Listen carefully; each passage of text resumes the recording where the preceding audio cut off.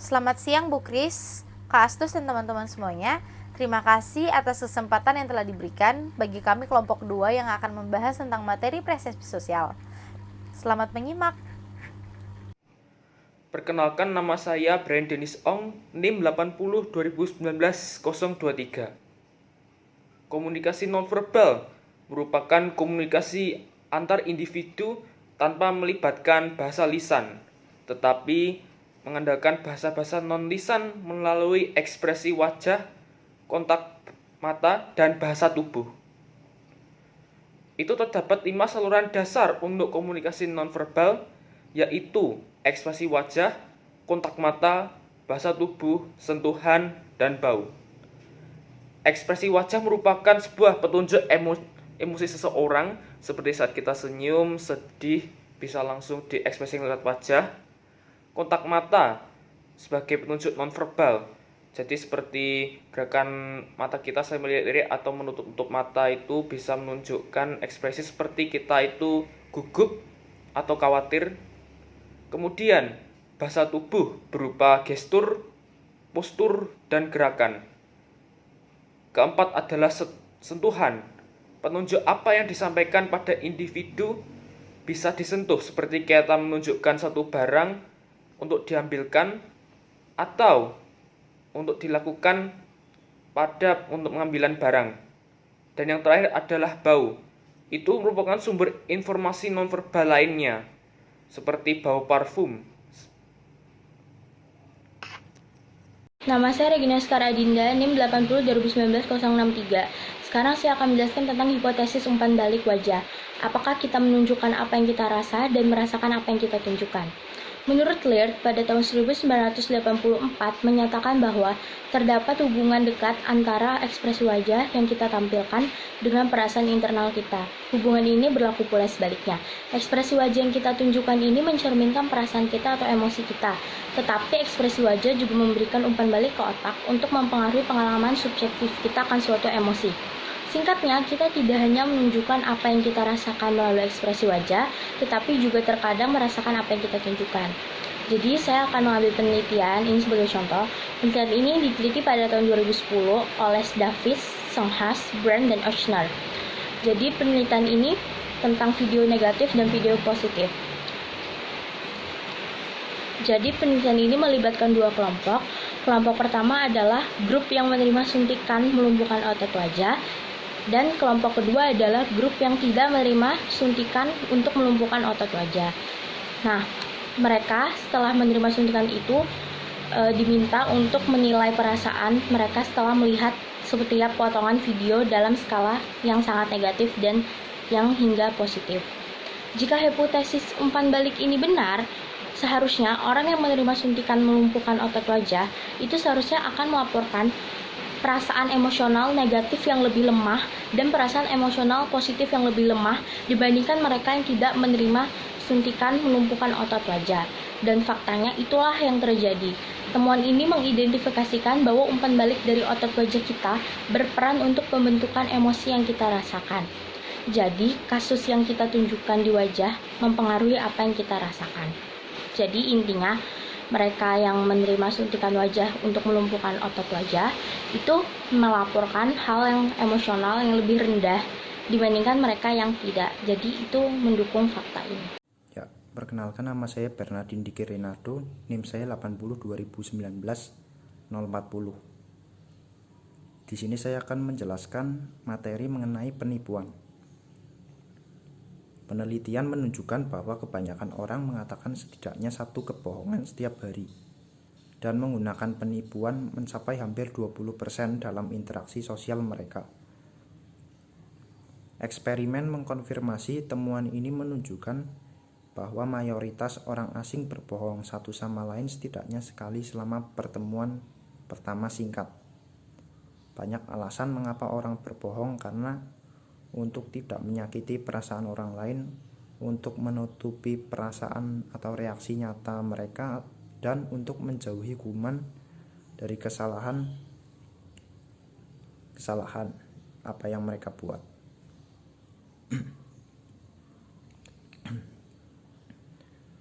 Sehubungan dengan isyarat nonverbal, informasi berikut telah ditemukan sangat membantu untuk mengungkapkan penipuan. Yang pertama adalah ekspresi mikro, ekspresi wajah singkat yang hanya bertahan selama sepersekian detik. Reaksi semacam ini muncul di wajah dengan sangat cepat setelah peristiwa yang memicu emosi dan sulit untuk ditekan. Akibatnya mereka bisa sangat mengungkapkan tentang perasaan atau emosi orang lain yang sebenarnya. Lalu yang kedua, perbedaan antar saluran. Syarat saluran mengacu pada jenis isyarat nonverbal. Misalnya ekspresi wajah adalah satu saluran, gerakan tubuh adalah yang lain. Ini adalah inkonsistensi antara isyarat nonverbal dari saluran dasar yang berbeda. Ini hasil dari fakta bahwa orang-orang yang berbohong sering merasa sulit untuk mengendalikan semua saluran ini sekaligus. Misalnya mereka dapat mengatur ekspresi wajah dengan baik, tetapi mungkin mengalami kesulitan menatap mata Anda saat mereka berbohong. Yang ketiga adalah kontak mata. Upaya penipuan sering diungkapkan oleh aspek-aspek tertentu dari kontak mata. Orang yang berbohong lebih sering berkedip dan menunjukkan pupil yang lebih besar lebar daripada orang yang mengatakan yang sebenarnya.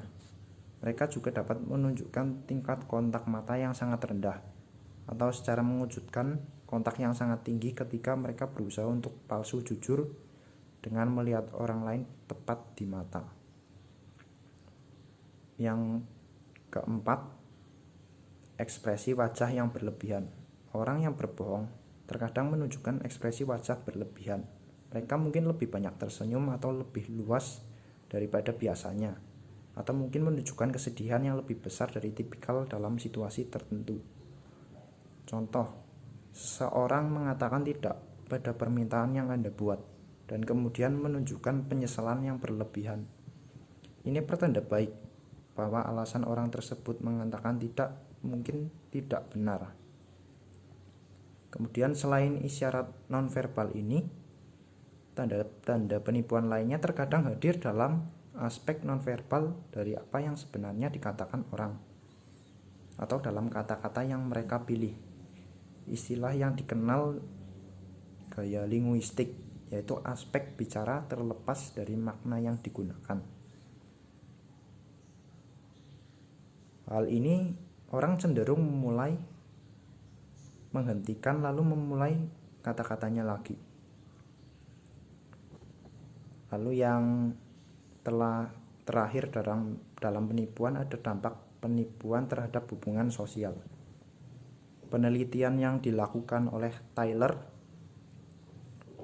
menemukan bahwa ketika orang memiliki informasi yang menunjukkan dengan jelas bahwa orang lain telah berbohong kepada mereka lebih cenderung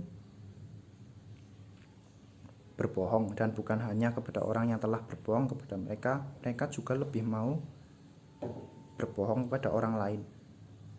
Bersama-sama temuan ini menunjukkan bahwa kebohongan merusak kualitas hubungan sosial. Akan menjelaskan tentang emosi dan persepsi sosial. Perbedaan budaya dalam mempersepsikan emosi orang lain. Emosi diartikan sebagai impuls yang muncul akibat dari rangsangan dari luar maupun dari dalam.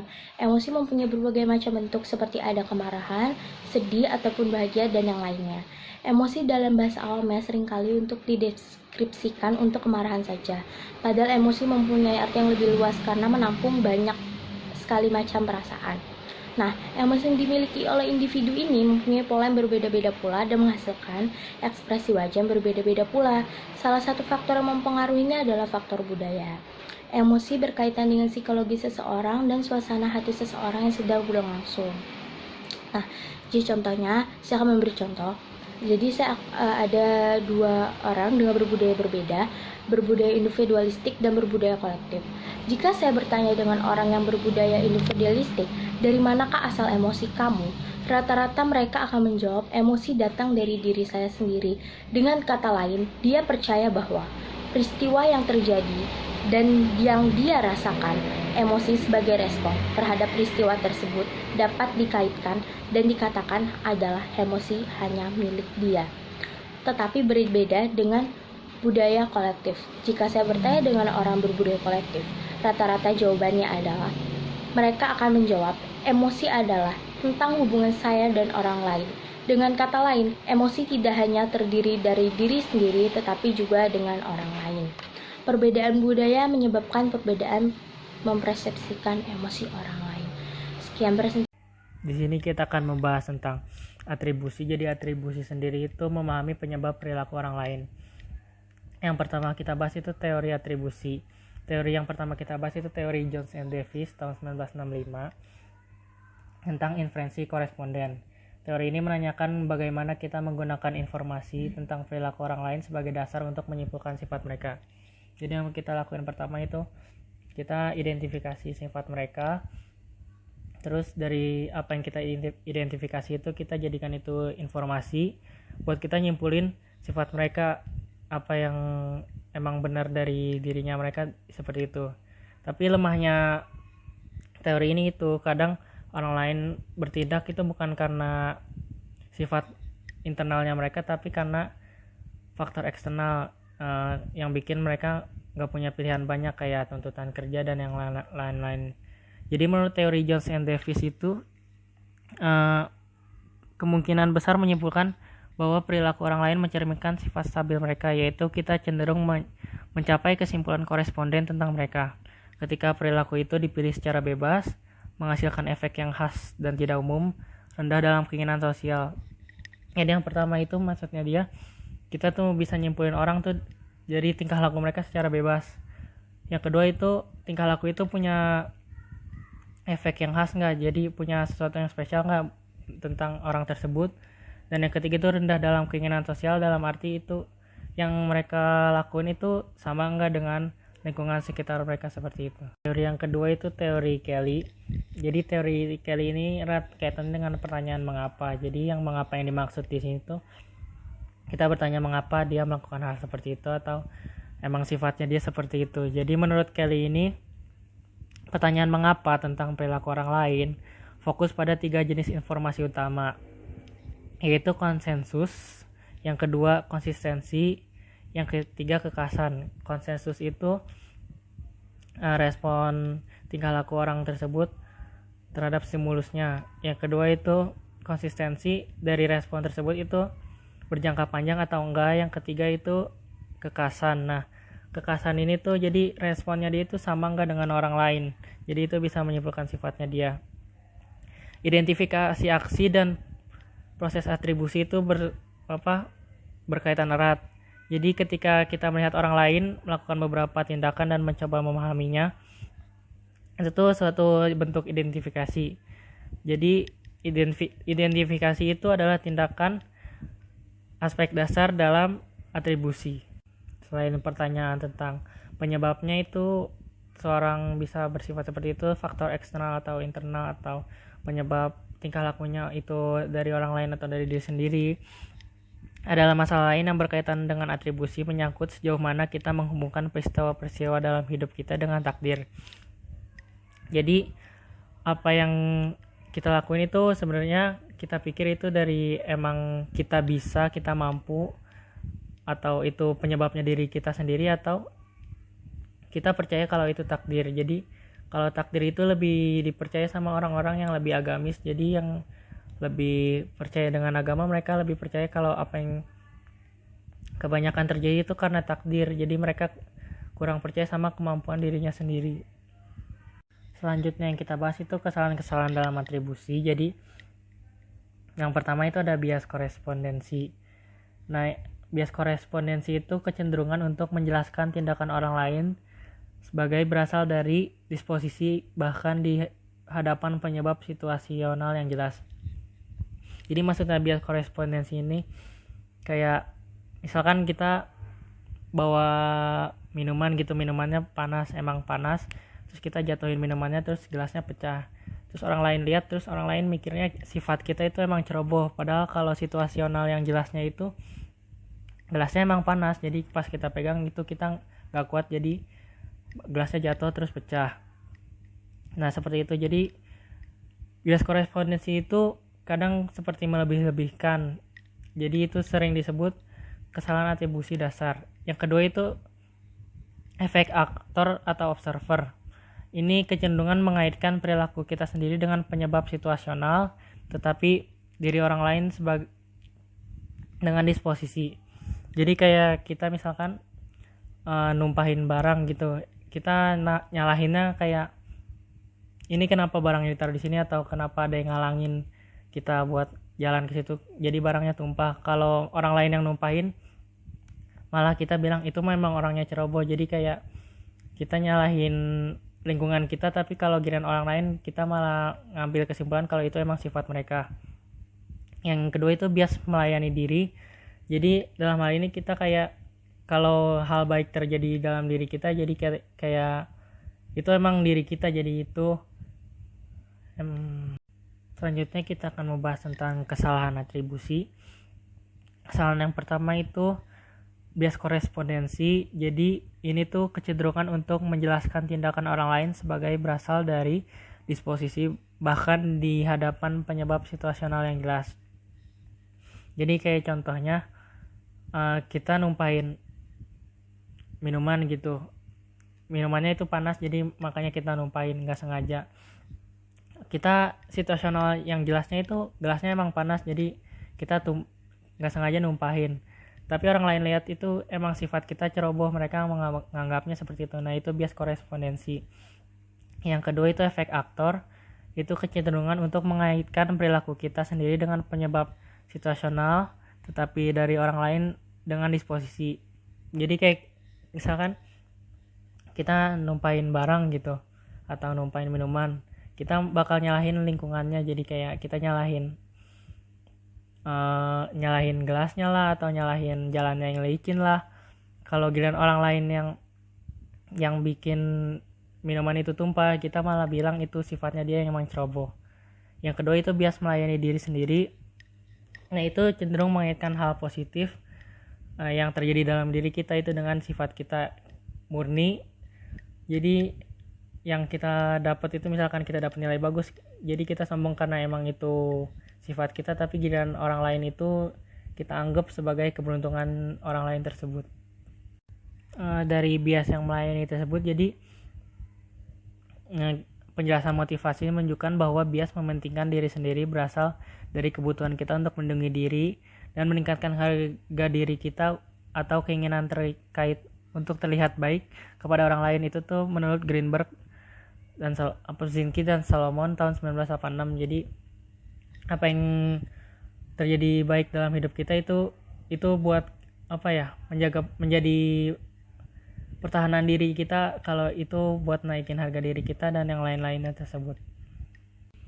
Pengaplikasian teori atribusi itu yang pertama itu mengidentifikasi depresi. Jadi karena depresi itu malah kayak kebalikannya dari bias mementingkan diri sendiri. Jadi orang-orang depresi itu malah menganggap hal baik dalam hidupnya dia itu malah kebetulan, terus hal buruk emang terjadi karena individu itu tersendiri. Jadi karena hal tersebut kita dapat mengidentifikasi depresi itu dengan gampang dengan melalui teori atribusi. Yang kedua itu mengatasi gangguan mental. Yang ketiga itu atribusi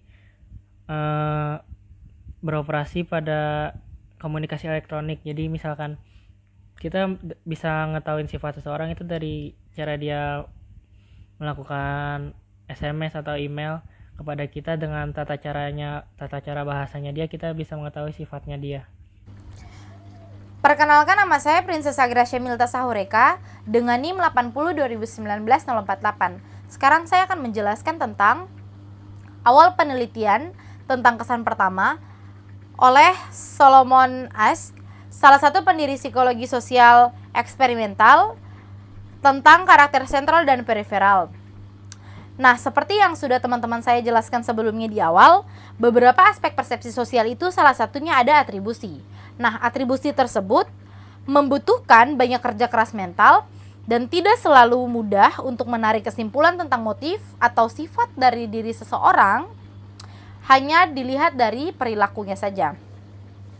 Nah, bagaimana kita bisa membentuk kesan bersama orang lain dengan cara yang cepat dan tampaknya tanpa usaha yang sering kita lakukan, ini merupakan pertanyaan yang As rencanakan untuk kita pelajari bersama. Pada saat As melakukan penelitiannya, psikolog sosial yang sangat dikenal dipengaruhi oleh pekerjaan psikolog Gestalt spesialis di bidang persepsi, As menerapkan ide untuk memahami pembentukan kesan, dan ia juga menyarankan agar kita tidak membentuk kesan hanya dengan menambahkan bersama semua sifat yang kita amati pada diri orang lain. Sebaliknya, kita memahami sifat-sifat ini dalam kaitannya dengan satu sama lain, sehingga sifat-sifat itu tidak lagi ada secara individu dan menjadi bagian dari keseluruhan yang dinamis dan terintegrasi. Nah, bagaimana ide ini bisa diuji? Itu menjadi pertanyaan yang akan kita lontarkan. Nah, As memberikan jawaban yang cerdik. Dia memberi individu daftar atau list yang berisikan ciri-ciri yang seharusnya dimiliki oleh orang asing. Jadi dia tuh kayak memberikan data yang tidak dimiliki oleh orang yang menjadi targetnya, tapi ciri-ciri yang dimiliki oleh orang lain. Dan kemudian As ini meminta untuk menunjukkan kesan mereka terhadap orang tersebut dengan meletakkan tanda centang di sebelah ciri-ciri pada daftar yang sudah diberikan. Dan mereka berikan centang pada sifat yang mereka rasa cocok dengan kesan keseluruhan mereka terhadap orang tersebut. Oke, yang berikutnya kita masuk ke seberapa cepat kesan pertama dibentuk dan apakah akurat.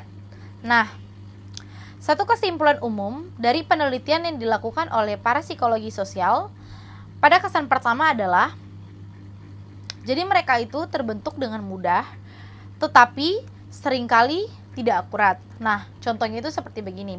Saya dengan si A ini baru pertama kali berkenalan. Lalu, saya mengambil kesan pertama atau first impression terhadap si A ini, bahwa ia kelihatannya elegan, ia kelihatannya baik.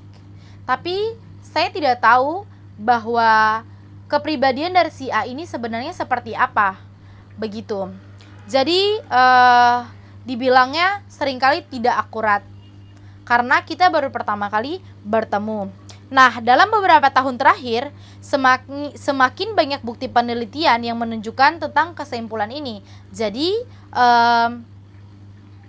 kesimpulan yang baru saya sampaikan ini semakin terbukti kebenarannya karena sudah dibuktikan dengan beberapa penelitian tambahan. Oke, kita masuk ke yang ketiga, tentang teori kepribadian tersirat, skema yang membentuk kesan pertama ada dalam teori implisit. Nah, teori kepribadian implisit ini merupakan keyakinan tentang sifat atau karakteristik apa yang cenderung sejalan. Nah, aku mau ngasih perumpamaan gitu tentang ini, misalkan ya, aku temenan sama si A. Terus si A ini jalan gak sengaja jatuh. Nah, setelah jatuh ada yang nolongin dia. Misalnya yang nolongin dia ini namanya si B.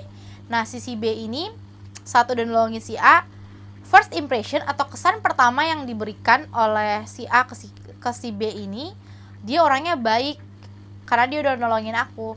Terus saat si A ini pulang terus cerita kejadian itu ke aku, pasti aku juga ikutan percaya karena mendengar cerita si A ini kalau pas ditolongin si B itu baik banget gitu karena udah nolongin dia gitu.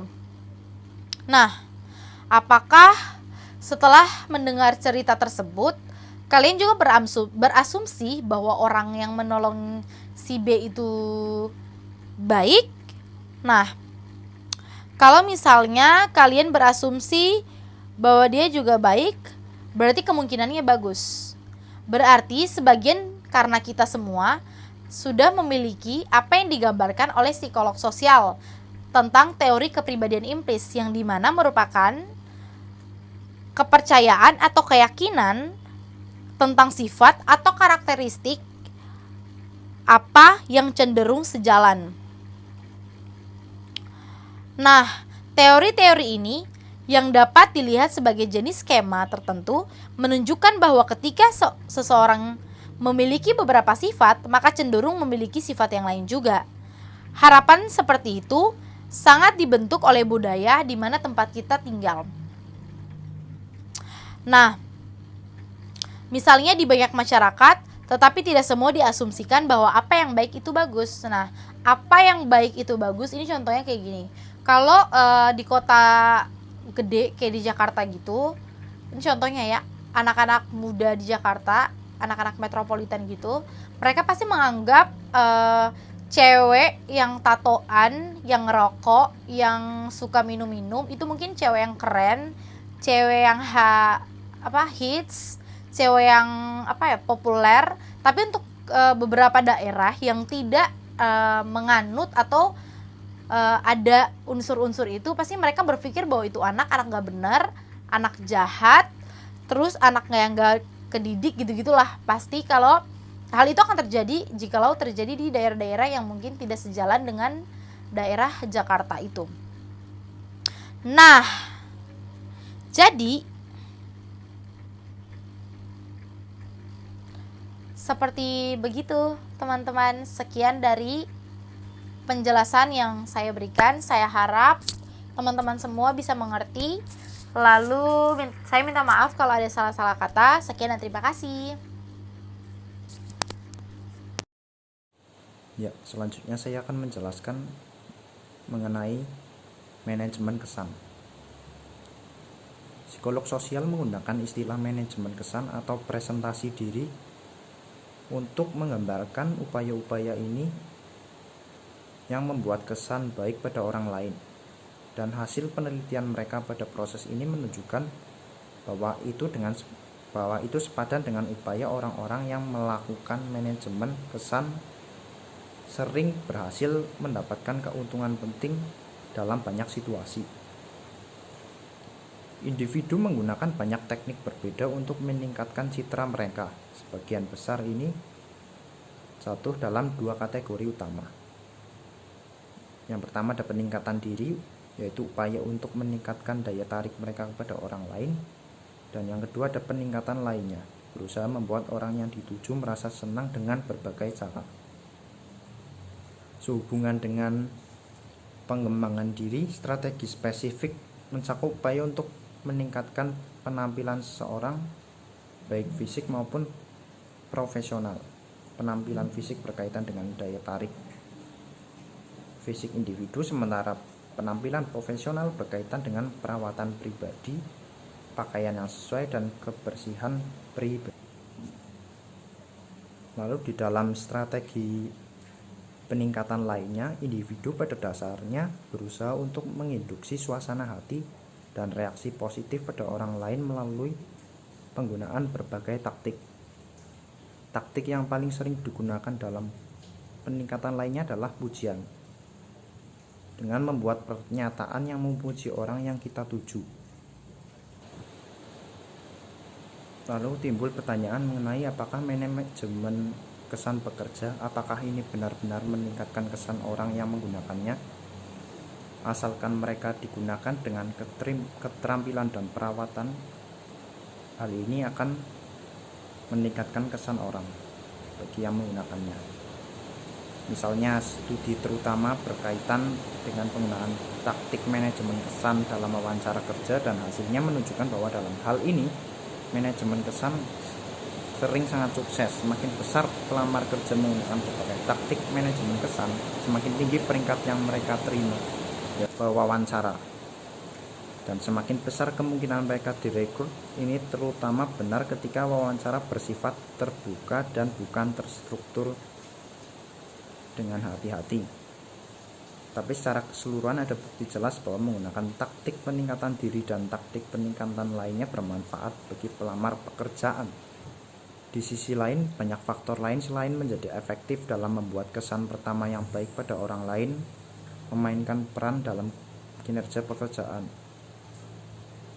Sehingga hubungan antara dua faktor ini, penggunaan taktik manajemen kesan dan kinerja pekerjaan, mungkin relatif lemah.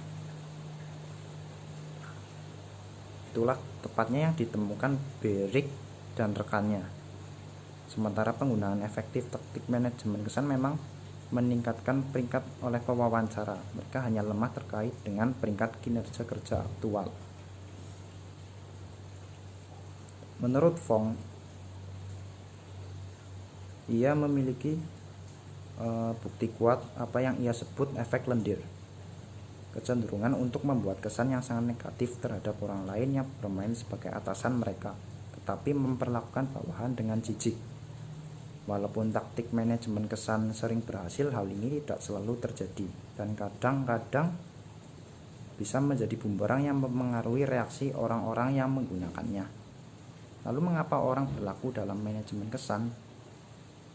Meskipun kita umumnya terlibat dalam manajemen kesan untuk meningkatkan evaluasi orang lain terhadap kita, mungkin ada beberapa manfaat tambahan untuk taktik semacam itu bagi orang-orang yang menggunakannya. Dengan mencoba terlihat baik kepada orang lain, seringkali dapat membuat kita merasa lebih baik dengan cara yang mendasar. Sekian dari saya, terima kasih.